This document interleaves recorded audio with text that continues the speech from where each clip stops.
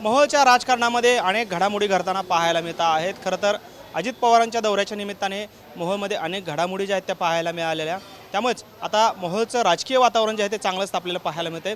दुसरीकडे खरं तर महायुतीतलेच शिवसेना शिंदे गटाचे नेते सोमेश क्षीरसागर जे आहेत ते आता वेगळी वाट धरतात का असा देखील प्रश्न उपस्थित झालेला। आपल्यासोबत सोमेश क्षीरसागर आबा, खरं तर आज आमदार यशवंत माने जे राष्ट्रवादी काँग्रेस अजित पवार गटाचे आमदार आहेत विद्यमान, त्यांनाच तिकीट मिळणार असं एकंदरीत चित्र पाहायला मिळालेलं आहे।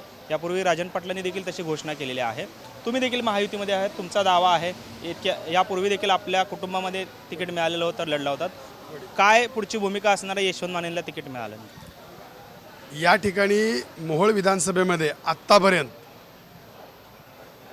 महाराष्ट्र निर्मितीपासून या ठिकाणी विरोधक हे सत्ताधाऱ्याच्या विरोधात एक उमेदवार निश्चितपणे इथं असतो। या ठिकाणी कुठल्याही पक्षाचा किंवा याचा विचार नसतो। राजन पाटील जो उमेदवार देतील त्याच्या विरोधात निश्चितपणे आम्ही प्रत्येक वेळी या ठिकाणी उमेदवारी लढवणार। आणि यावेळेस गेल्या वेळेस 2019ला माझे वडील लढले होते, नागनाथ क्षीरसागर, ते महायुतीकडून लढले होते, पण यावेळेस महायुतीमध्येच ते असल्यामुळे आम्हाला निश्चितपणे लढण्यासाठी या ठिकाणी कुठली तरी वेगळी वाट धरावी लागणार आहे असं या ठिकाणी आता स्पष्ट होतं।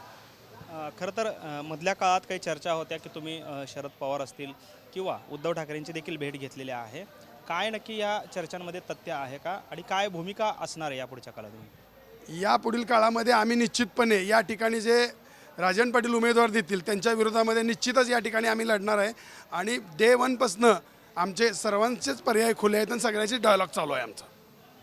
खरं तर महायुतीचे घटक म्हणून आज अजित पवार इथं आले होते, मात्र आपण मोहोळ बचाव कृती समितीमध्ये आपण देखील आहात आणि आज मोहोळ बंद ठेवण्यात आलेला होता। कुठेतरी अजितदादांच्या थेट विरोधात भूमिका आपण घेतलेली पाहायला मिळते।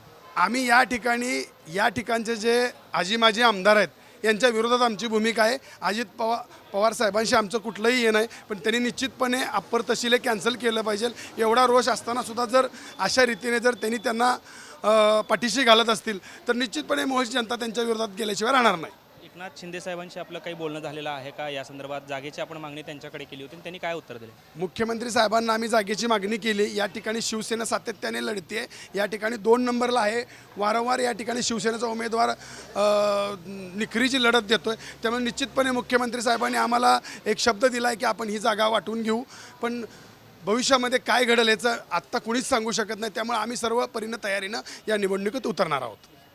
आपण पाहतोय की खरं तर मोहोळ विधानसभा जी आहे ती राजन पाटील आणि त्यांचे जे उमेदवार असतील त्यांच्या विरोधात लढणार, मात्र निवडणूक लढण्यावरती सोमेश क्षीरसागर जे आहेत ते ठाम असल्याचे चित्र आपल्याला पाहायला मिळतं। कॅमेरामन विनोद उमनाबादकरसह सागर सुरवसे, TV9 मराठी, मोहोळ, सोलापूर।